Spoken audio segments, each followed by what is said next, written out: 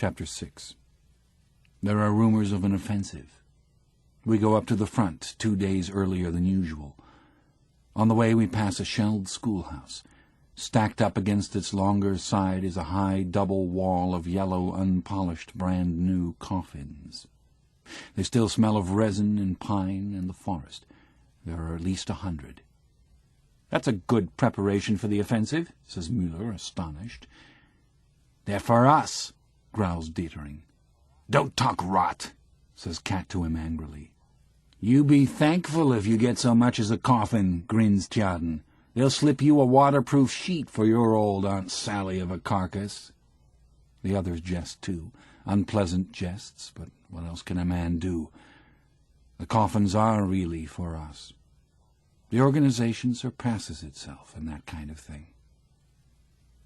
Ahead of us everything is shimmering. The first night we try to get our bearings. When it is fairly quiet we can hear the transports behind the enemy lines rolling ceaselessly until dawn. Cat says that they do not go back, but are bringing up troops, munitions, and guns. The English artillery has been strengthened. That we can detect at once.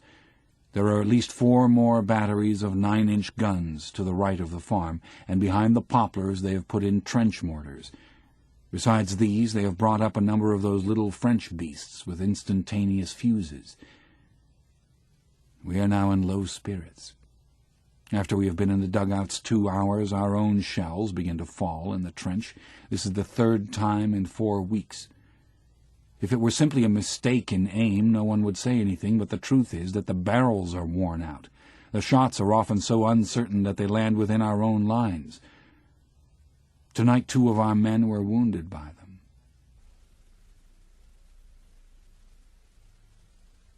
The front is a cage in which we must await fearfully whatever may happen. We lie under the network of arching shells and live in a suspense of uncertainty. Over us, chance hovers. If a shot comes, we can duck. That is all. We neither know nor can determine where it will fall. It is this chance that makes us indifferent. A few months ago I was sitting in a dugout playing scat. After a while I stood up and went to visit some friends in another dugout. On my return, nothing more was to be seen of the first one. It had been blown to pieces by a direct hit. I went back to the second and arrived just in time to lend a hand digging it out. In the interval it had been buried. It is just as much a matter of chance that I am still alive as that I might have been hit. In a bomb-proof dugout I may be smashed to atoms, and in the open may survive 10 hours' bombardment unscathed.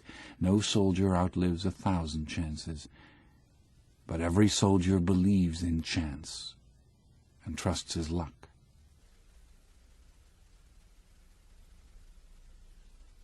We must look out for our bread. The rats have become much more numerous lately, because the trenches are no longer in good condition. Dietering says it is a sure sign of a coming bombardment. The rats here are particularly repulsive. They are so fat, the kind we all call corpse rats. They have shocking, evil, naked faces, and it is nauseating to see their long, nude tails. They seem to be mighty hungry. Almost every man has had his bread gnawed. Krupp wrapped his in his waterproof sheet and put it under his head, but he cannot sleep because they run over his face to get at it. Dietering meant to outwit them. He fastened a thin wire to the roof and suspended his bread from it. During the night, when he switched on his pocket torch, he saw the wire swing to and fro. On the bread was riding a fat rat. At last we put a stop to it. We cannot afford to throw the bread away, because then we should have nothing left to eat in the morning. So we carefully cut off the bits of bread that the animals have gnawed. The slices we cut off are heaped together in the middle of the floor. Each man takes out his spade and lies down, prepared to strike. Dietering, Krupp, and Cat hold their pocket torches ready. After a few minutes we hear the first shuffling and tugging. It grows. Now it is the sound of many little feet. Then the torches switch on, and every man strikes at the heap, which scatters with a rush. The result is good. We toss the bits of rat over the parapet, and again lie in wait. Several times we repeat the process. At last the beasts get wise to it, or perhaps they have scented the blood. They return no more.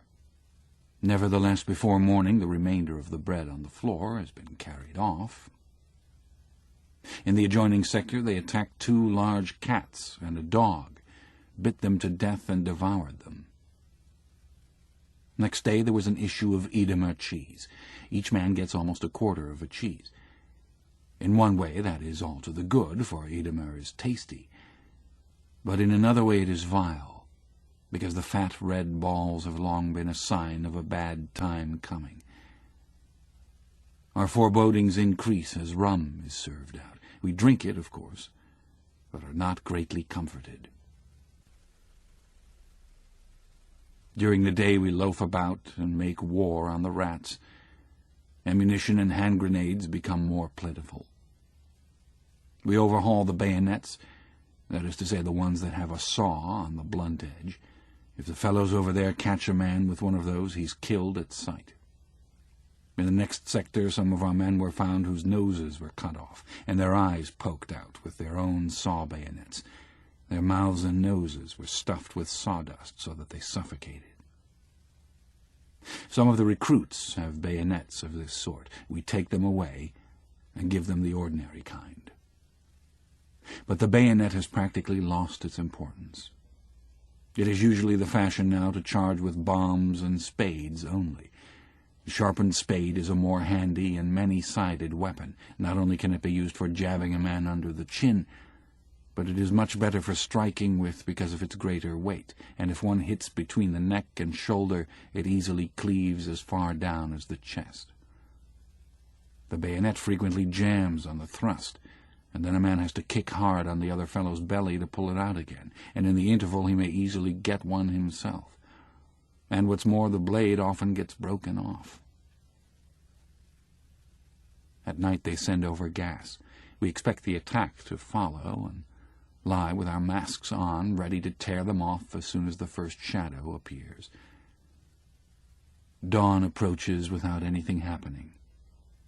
Only the everlasting, nerve-wracking roll behind the enemy lines. Trains, trains, lorries, lorries. But what are they concentrating? Our artillery fires on it continually, but still it does not cease. We have tired faces and avoid each other's eyes. "It will be like the Somme," says Cat gloomily. "There we were shelled steadily for 7 days and nights."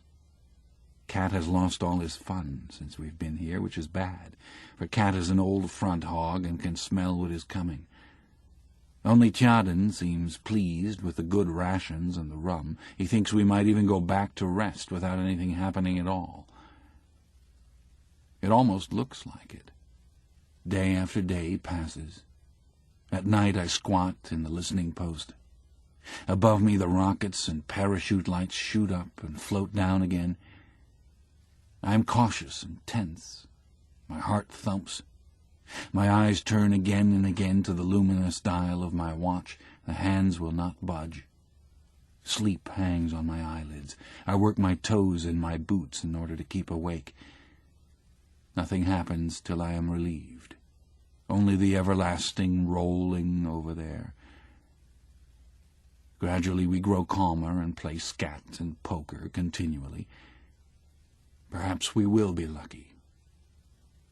All day the sky is hung with observation balloons. There is a rumor that the enemy are going to put tanks over and use low-flying planes for the attack.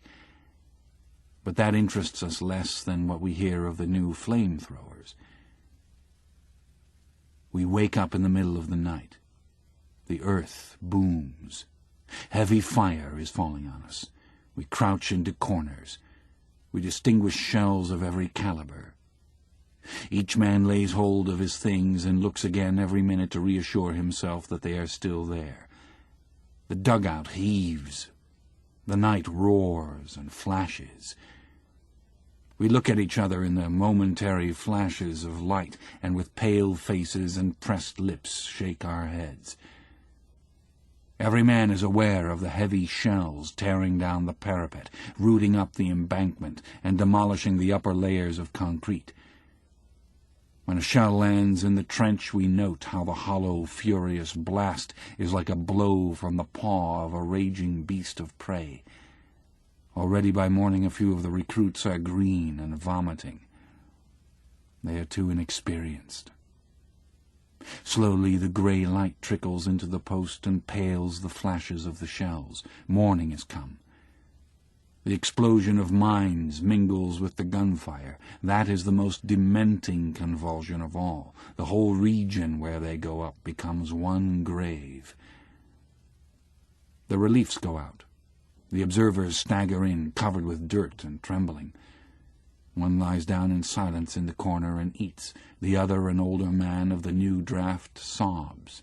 Twice he has been flung over the parapet by the blast of the explosions without getting any more than shell shock. The recruits are eyeing him. We must watch them. These things are catching. Already some lips begin to quiver. It is good that it is growing daylight. Perhaps the attack will come before noon. The bombardment does not diminish.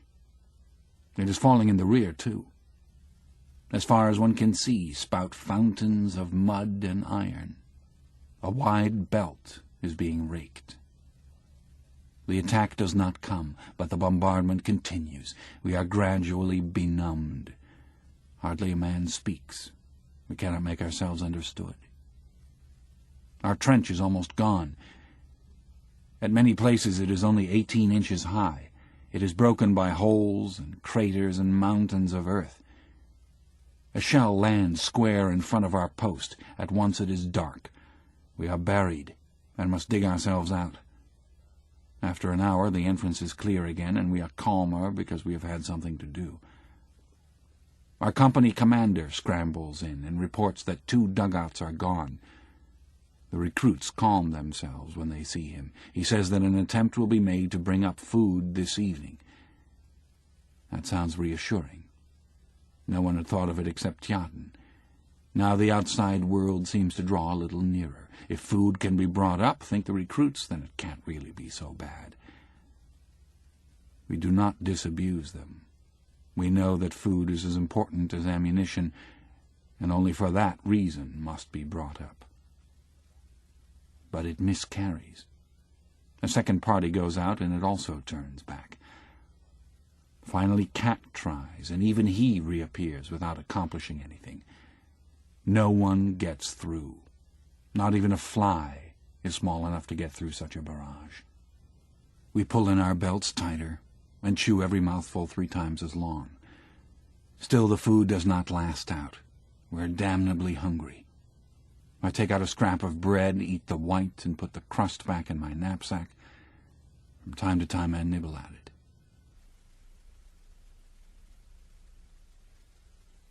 The night is unbearable. We cannot sleep, but stare ahead of us and doze.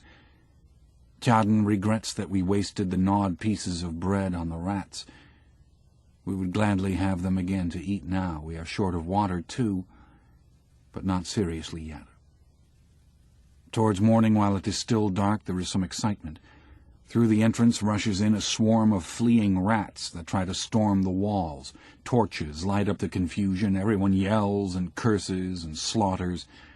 The madness and despair of many hours unloads itself in this outburst. Faces are distorted, arms strike out, and the beasts scream. We just stop in time to avoid attacking one another.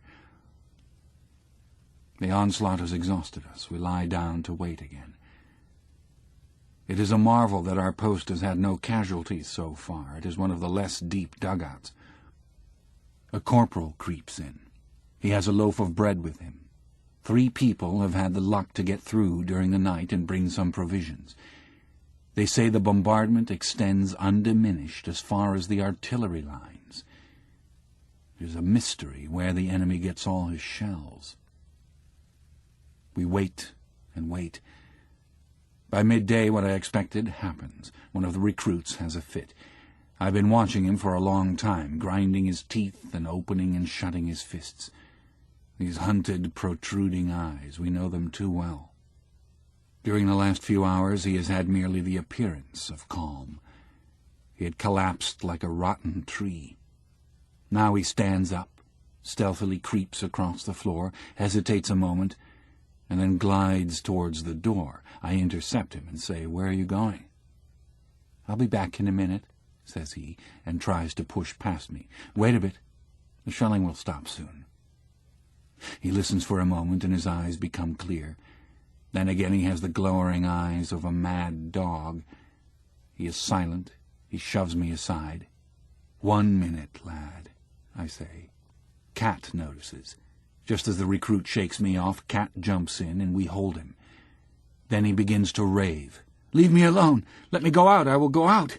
He won't listen to anything, and hits out. His mouth is wet, and pours out words, half-choked, meaningless words. It is a case of claustrophobia. He feels as though he is suffocating here, and wants to get out at any price. If we let him go, he would run about everywhere, regardless of cover. He is not the first.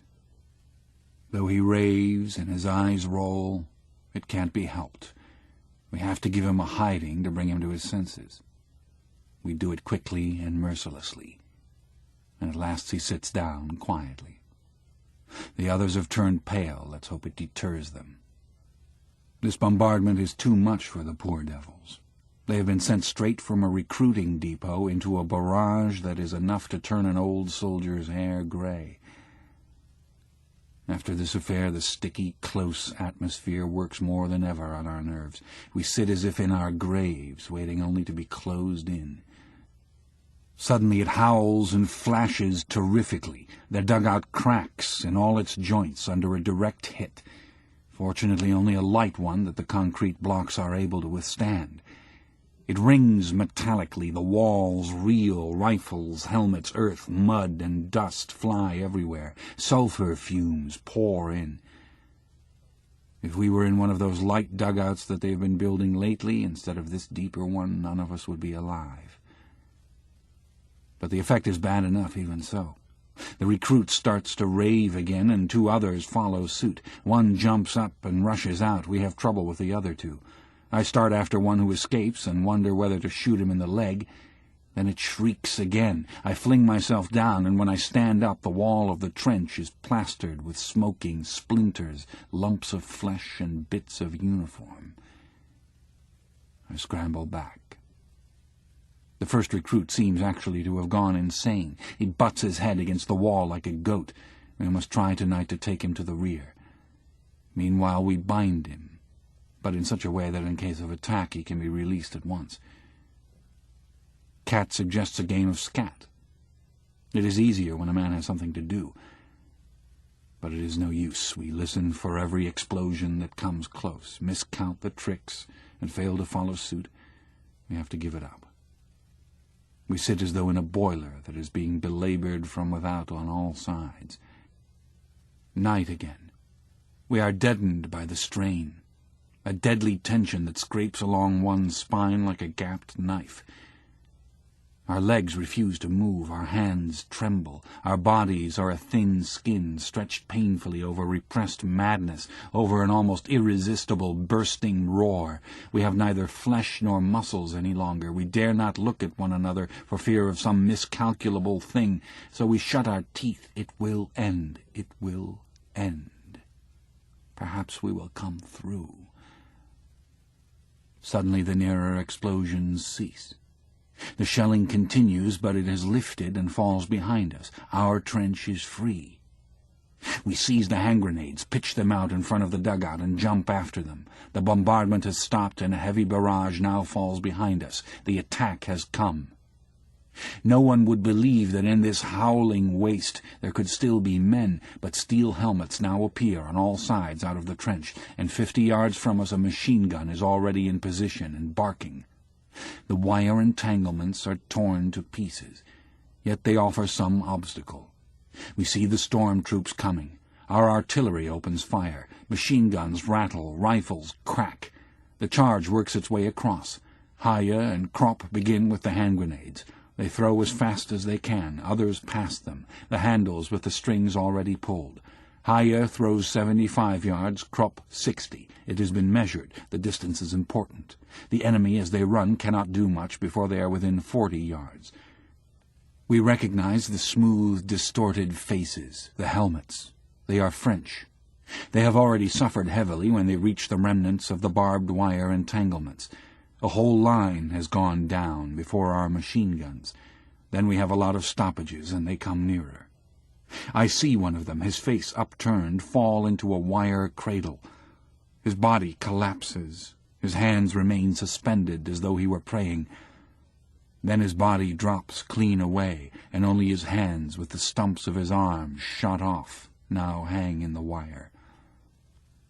The moment we are about to retreat, 3 faces rise up from the ground in front of us. Under one of the helmets a dark pointed beard and 2 eyes that are fastened on me.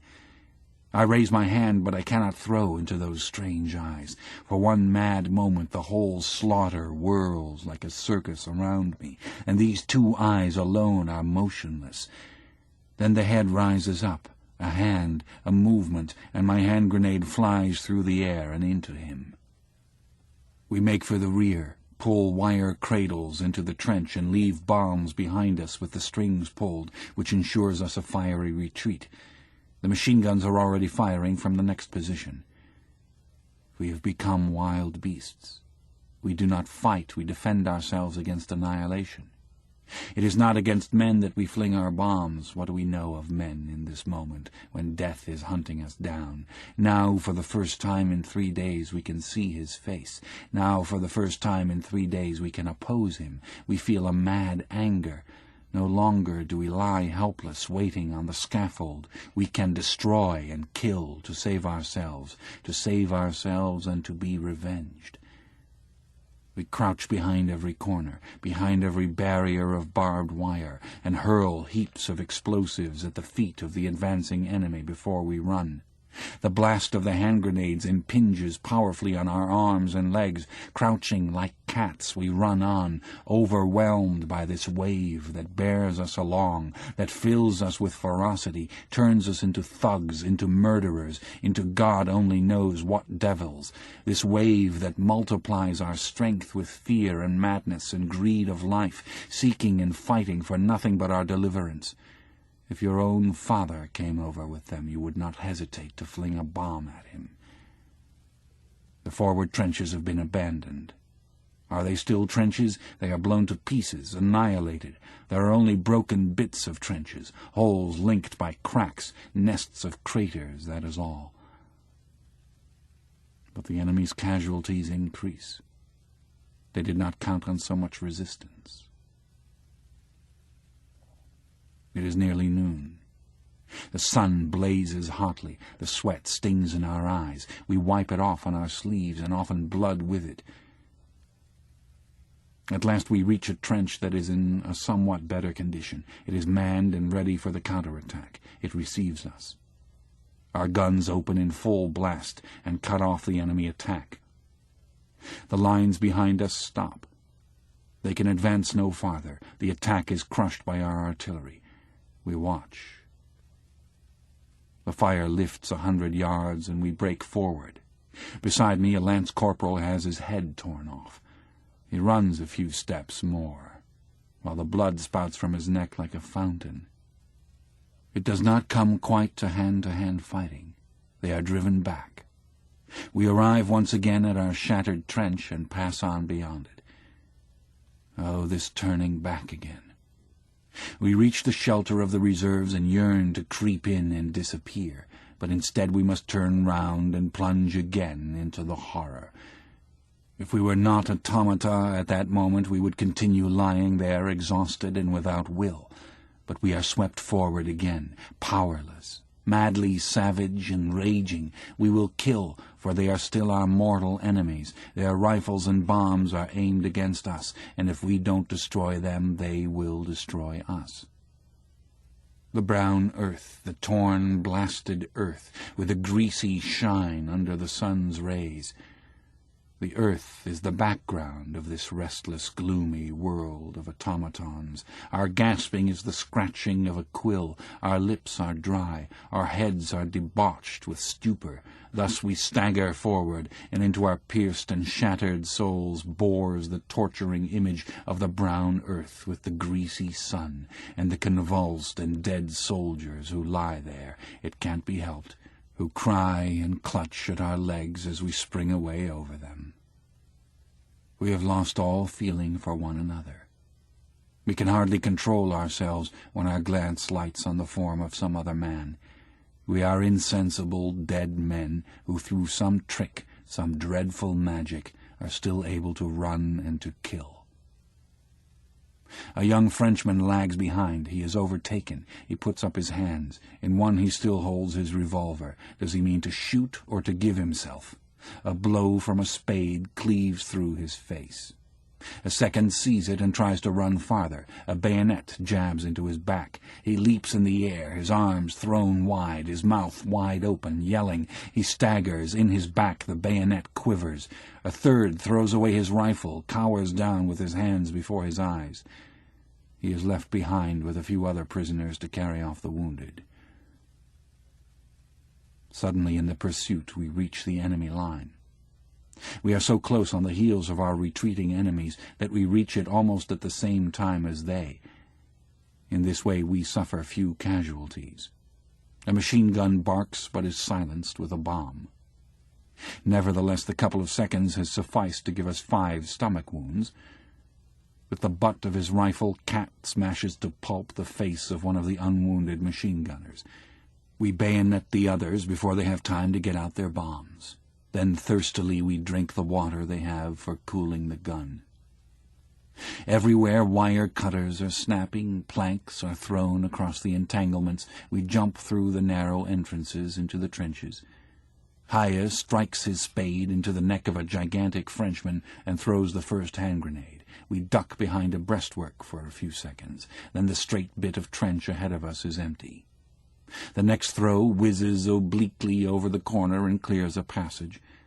As we run past, we toss handfuls down into the dugouts. The earth shudders. It crashes, smokes, and groans. We stumble over slippery lumps of flesh, over yielding bodies. I fall into an open belly on which lies a clean new officer's cap. The fight ceases. We lose touch with the enemy. We cannot stay here long, but must retire under cover of our artillery to our own position. No sooner do we know this than we dive into the nearest dugouts and with the utmost haste seize on whatever provisions we can see, especially the tins of corned beef and butter, before we clear out. We get back pretty well. There is no further attack by the enemy. We lie for an hour, panting and resting, before anyone speaks. We are so completely played out that in spite of our great hunger we do not think of the provisions. Then gradually we become something like men again. The corned beef over there is famous along the whole front. Occasionally it has been the chief reason for a flying raid on our part, for our nourishment is generally very bad. We have a constant hunger. We bagged 5 tins altogether. The fellows over there are well looked after. They fare magnificently, as against us, poor starving wretches, with our turnip jam. They can get all the meat they want. Haya has scored a thin loaf of white French bread and stuck it behind his belt like a spade. It is a bit bloody at one corner, but that can be cut off. It is a good thing we have something decent to eat at last. We still have a use for all our strength. Enough to eat is just as valuable as a good dugout. It can save our lives. That is the reason we are so greedy for it. Tjaden has captured 2 water bottles full of cognac. We pass them round.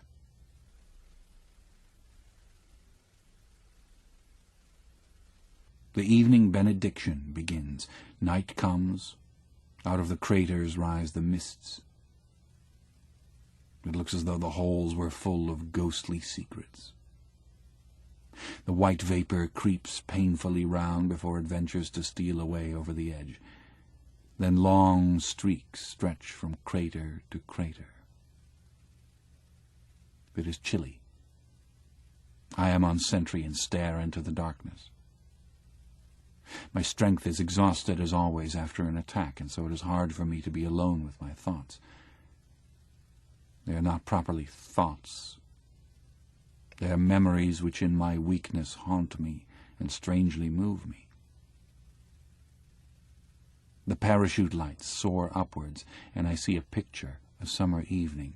I am in the cathedral cloister, and look at the tall rose trees that bloom in the middle of the little cloister garden where the monks lie buried. Around the walls are the stone carvings of the Stations of the Cross. No one is there. A great quietness rules in this blossoming quadrangle. The sun lies warm on the heavy grey stones. I place my hand upon them and feel the warmth. At the right-hand corner, the green cathedral spire ascends into the pale blue sky of the evening. Between the glowing columns of the cloister is the cool darkness that only churches have, and I stand there and wonder whether when I am 20 I shall have experienced the bewildering emotions of love. The image is alarmingly near. It touches me before it dissolves in the light of the next star shell. I lay hold of my rifle to see that it is in trim. The barrel is wet. I take it in my hands and rub off the moisture with my fingers. Between the meadows behind our town there stands a line of old poplars by a stream. They were visible from a great distance, and although they grew on one bank only, we called them the Poplar Avenue. Even as children we had a great love for them. They drew us vaguely thither. We played truant the whole day by them and listened to their rustling. We sat beneath them on the bank of the stream and let our feet hang in the bright, swift waters. The pure fragrance of the water and the melody of the wind in the poplars held our fancies. We loved them dearly, and the image of those days still makes my heart pause in its beating. It is strange that all the memories that come have these two qualities. They are always completely calm, that is predominant in them, and even if they are not really calm, they become so. They are soundless apparitions that speak to me, with looks and gestures, silently, without any word, and it is the alarm of their silence that forces me to lay hold of my sleeve and my rifle, lest I should abandon myself to the liberation and allurement in which my body would dilate and gently pass away into the still forces that lie behind these things. They are quiet in this way, because quietness is so unattainable for us now. At the front there is no quietness, and the curse of the front reaches so far that we never pass beyond it. Even in the remote depots and rest areas, the droning and the muffled noise of shelling is always in our ears. We are never so far off that it is no more to be heard. But these last few days it has been unbearable. Their stillness is the reason why these memories of former times do not awaken desire so much as sorrow. A vast, inapprehensible melancholy. Once we had such desires, but they return not. They are past. They belong to another world that is gone from us. In the barracks they called forth a rebellious, wild craving for their return, for then they were still bound to us. We belonged to them and they to us, even though we were already absent from them. They appeared in the soldiers' songs which we sang as we marched between the glow of the dawn and the black silhouettes of the forests to drill on the moor. They were a powerful remembrance that was in us and came from us. But here in the trenches they are completely lost to us. They arise no more. We are dead, and they stand remote on the horizon. They are a mysterious reflection, an apparition that haunts us, that we fear and love without hope. They are strong, and our desire is strong, but they are unattainable, and we know it. And even if these scenes of our youth were given back to us, we would hardly know what to do. The tender, secret influence that passed from them into us could not rise again. We might be amongst them and move in them. We might remember and love them and be stirred by the sight of them. But it would be like gazing at the photograph of a dead comrade. Those are his features, it is his face, and the days we spent together take on a mournful life in the memory. But the man himself, it is not. We could never regain the old intimacy with those scenes. It was not any recognition of their beauty and their significance that attracted us, but the communion, the feeling of a comradeship with the things and events of our existence, which cut us off and made the world of our parents a thing incomprehensible to us.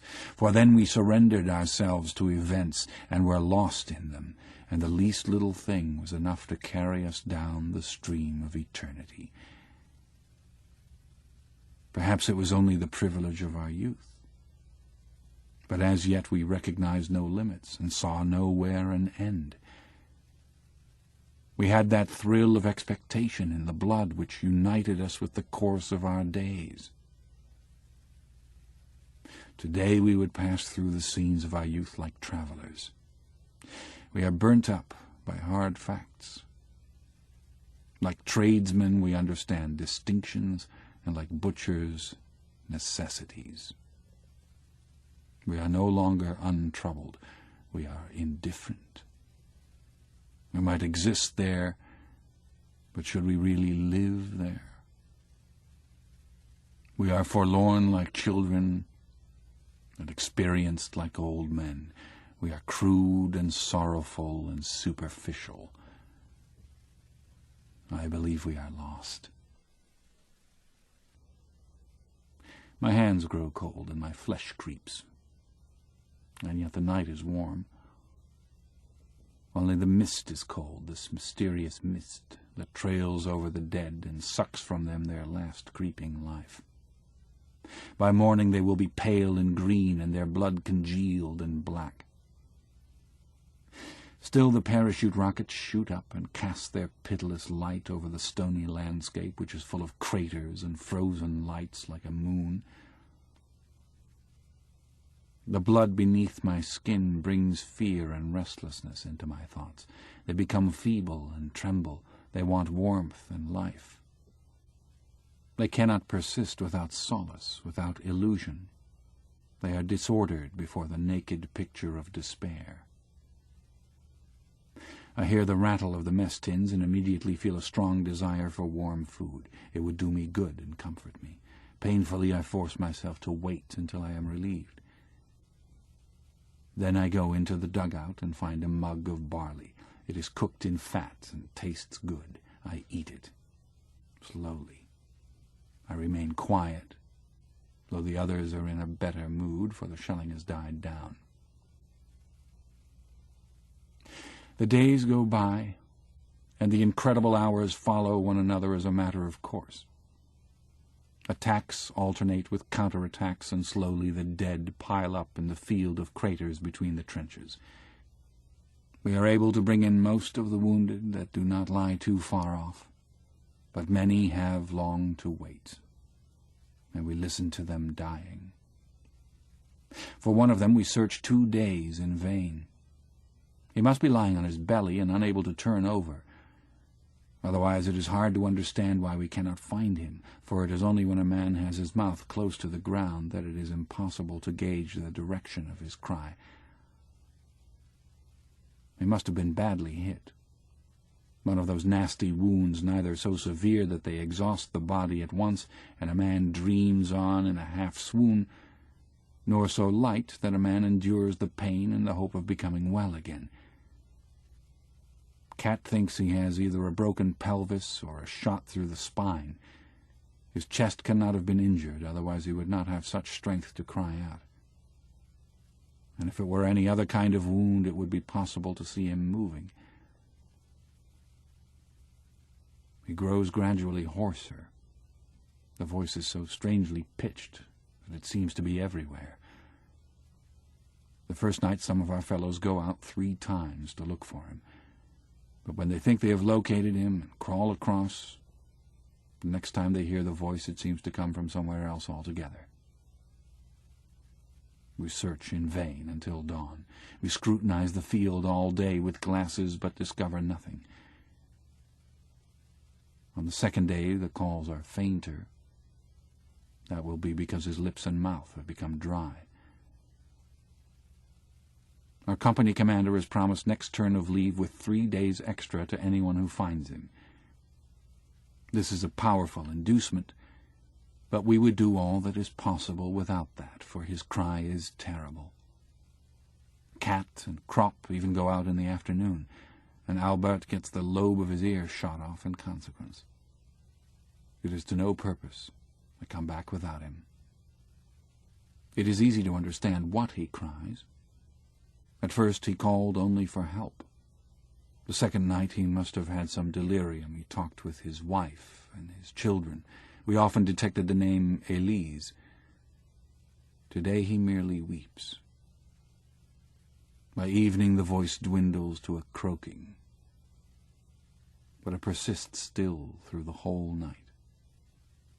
We hear it so distinctly because the wind blows toward our line. In the morning, when we suppose he must already have long gone to his rest, there comes across to us one last gurgling rattle. The days are hot, and the dead lie unburied. We cannot fetch them all in. If we did, we should not know what to do with them. The shells will bury them. Many have their bellies swollen up like balloons. They hiss, belch, and make movements.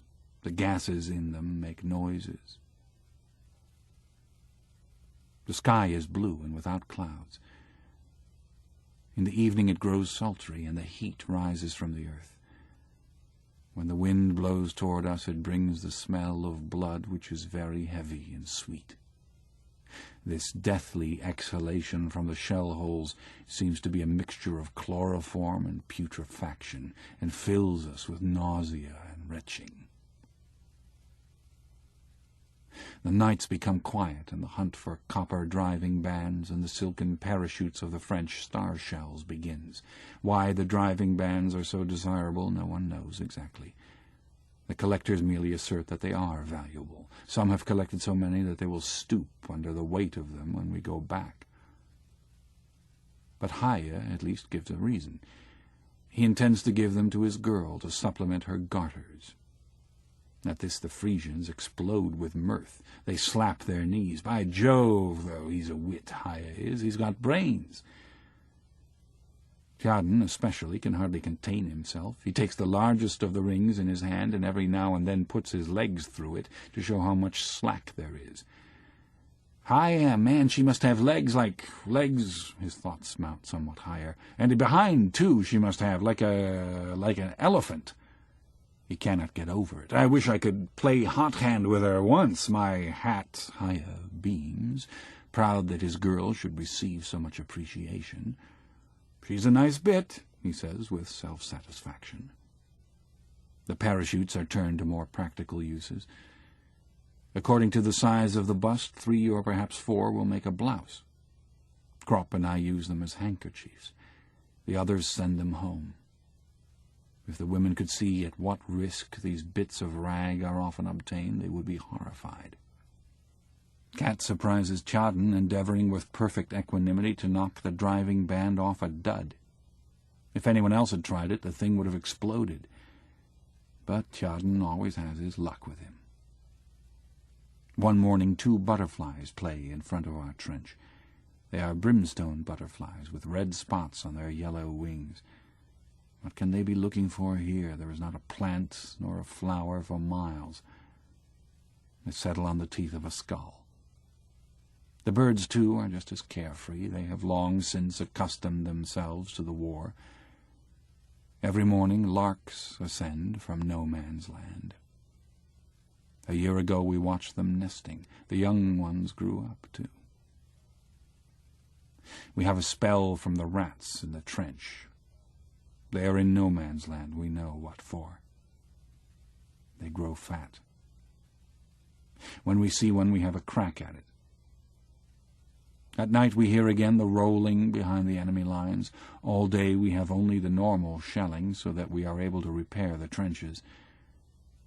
There is always plenty of amusement. The airmen see to that. There are countless fights for us to watch every day. Battle planes don't trouble us. But the observation planes we hate like the plague. They put the artillery to us.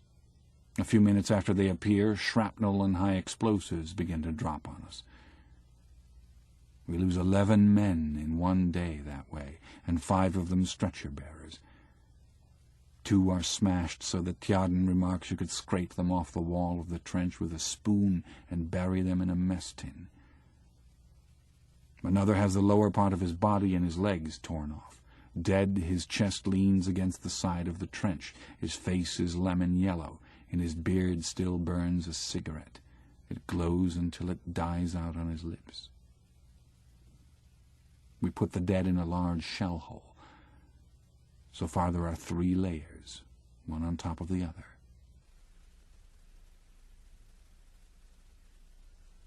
Suddenly the shelling begins to pound again. Soon we are sitting up once more with the rigid tenseness of blank anticipation. Attack, counterattack, charge, repulse.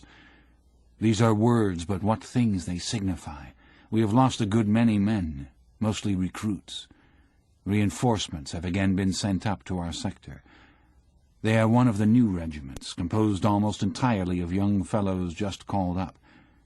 They have had hardly any training and are sent into the field with only a theoretical knowledge. They do know what a hand grenade is, it is true, but they have very little idea of cover, and what is most important of all, have no eye for it. A fold in the ground has to be quite 18 inches high before they can see it. Although we need reinforcement, the recruits give us almost more trouble than they are worth. They are helpless in this grim fighting area. They fall like flies. Modern trench warfare demands knowledge and experience. A man must have a feeling for the contours of the ground, an ear for the sound and character of the shells, must be able to decide beforehand where they will drop, how they will burst, and how to shelter from them. The young recruits, of course, know none of these things. They get killed simply because they hardly can tell shrapnel from high explosive. They are mown down because they are listening anxiously to the roar of the big coal boxes falling in the rear and miss the light piping whistle of the low spreading daisy cutters. They flock together like sheep instead of scattering, and even the wounded are shot down like hares by the airmen. Their pale turnip faces, their pitiful clenched hands, the fine courage of these poor devils, the desperate charges and attacks made by the poor brave wretches, who are so terrified that they dare not cry out loudly, but with battered chests, with torn bellies, arms and legs, only whimper softly for their mothers and cease as soon as one looks at them. Their sharp, downy, dead faces have the awful expressionlessness of dead children. It brings a lump into the throat to see how they go over and run and fall. A man would like to spank them, they are so stupid, and to take them by the arm and lead them away from here, where they have no business to be. They wear grey coats and trousers and boots, but for most of them the uniform is far too big. It hangs on their limbs, their shoulders are too narrow, their bodies too slight. No uniform was ever made to these childish measurements. Between 5 and 10 recruits fall to every old hand. A surprise gas attack carries off a lot of them. They have not yet learned what to do. We found one dugout full of them, with blue heads and black lips. Some of them in a shell hole took off their masks too soon. They did not know that the gas lies longest in the hollows. When they saw others on top without masks, they pulled theirs off too and swallowed enough to scorch their lungs. Their condition is hopeless. They choke to death with hemorrhages and suffocation.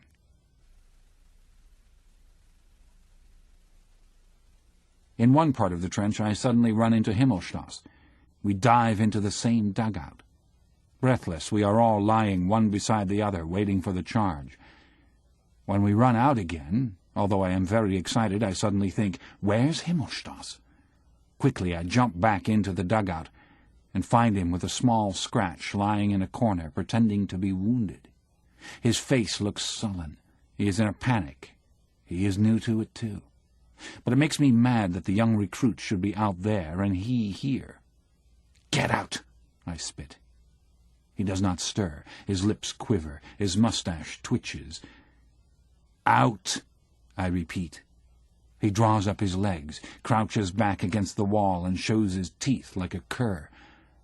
I seize him by the arm and try to pull him up. He barks. This is too much for me.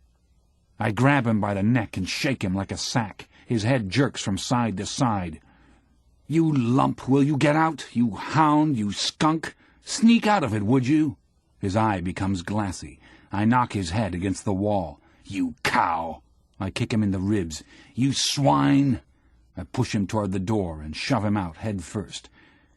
Another wave of our attack has just come up. A lieutenant is with them.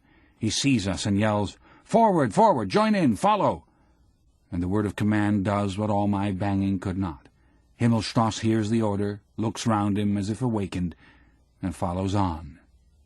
I come after and watch him go over. Once more he is the smart Himmelstoss of the parade ground. He has even outstripped the lieutenant and is far ahead. Bombardment, barrage, curtain fire, mines, gas, tanks, machine guns, hand grenades. Words, words. But they hold the horror of the world. Our faces are encrusted. Our thoughts are devastated. We are weary to death. When the attack comes, we shall have to strike many of the men with our fists to waken them and make them come with us. Our eyes are burnt. Our hands are torn. Our knees bleed. Our elbows are raw. How long has it been? Weeks? Months? Years? Only days. We see time pass in the colorless faces of the dying. We cram food into us. We run, we throw, we shoot, we kill, we lie about, we are feeble and spent. And nothing supports us but the knowledge that there are still feebler, still more spent, still more helpless ones there, who with staring eyes look upon us as gods that escaped death many times. In the few hours of rest we teach them. There, see that waggle top? That's a mortar coming. Keep down, it'll go clean over. But if it comes this way, then run for it. You can run from a mortar. We sharpen their ears to the malicious, hardly audible buzz of the smaller shells that are not easily distinguishable. They must pick them out from the general din by their insect-like hum. We explain to them that these are far more dangerous than the big ones that can be heard long beforehand. We show them how to take cover from aircraft, how to simulate a dead man when one is overrun in an attack, how to time hand grenades so that they explode half a second before hitting the ground. We teach them to fling themselves into holes as quick as lightning before the shells with instantaneous fuses. We show them how to clean up a trench with a handful of bombs. We explain the difference between the fuse length of the enemy bombs and our own. We put them wise to the sound of gas shells, show them all the tricks that can save them from death. They listen. They are docile. But when it begins again, in their excitement, they do everything wrong. Haia Vestus drags off with a great wound in his back through which the lung pulses at every breath. I can only press his hand. "It's all up, Paul," he groans, and he bites his arm because of the pain. We see men living with their skulls blown open. We see soldiers run with their 2 feet cut off. They stagger on their splintered stumps into the next shell hole. A lance corporal crawls 1.5 miles on his hands, dragging his smashed knee after him. Another goes to the dressing station, and over his clasped hands bulge his intestines. We see men without mouths, without jaws, without faces. We find one man who has held the artery of his arm in his teeth for 2 hours in order not to bleed to death. The sun goes down, night comes, the shells whine. Life is at an end. Still the little piece of convulsed earth in which we lie is held. We have yielded no more than a few 100 yards of it as a prize to the enemy. But on every yard there lies a dead man.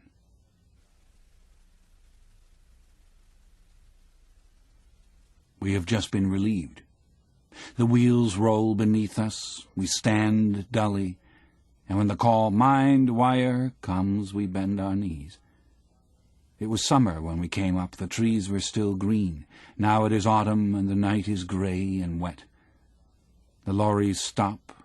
We climb out, a confused heap, a remnant of many names. On either side stand people, dark, calling out the numbers of the brigades, the battalions. And at each call a little group separates itself off, a small handful of dirty, pallid soldiers, a dreadfully small handful, and a dreadfully small remnant. Now someone is calling the number of our company. It is, yes, the company commander. He has come through, then. His arm is in a sling. We go over to him, and I recognize Kat and Albert. We stand together, lean against each other, and look at one another. Then we hear the number of our company called again and again. He will call a long time. They do not hear him in the hospitals and shell holes. Once again, "Second company, this way!" And then more softly, "Nobody else, second company?" He is silent. And then huskily he says, "Is that all?" He gives the order. "Number." The morning is grey. It was still summer when we came up, and we were 150 strong. Now we freeze. It is autumn. The leaves rustle. The voices flutter out wearily. 1, 2, 3, 4, and cease at 32. And there is a long silence before the voice asks, "Anyone else?" and waits, and then says softly, "In squads," and then breaks off and is only able to finish, "Second company," with difficulty, "Second company. March easy." A line, a short line, trudges off into the morning. 32 men.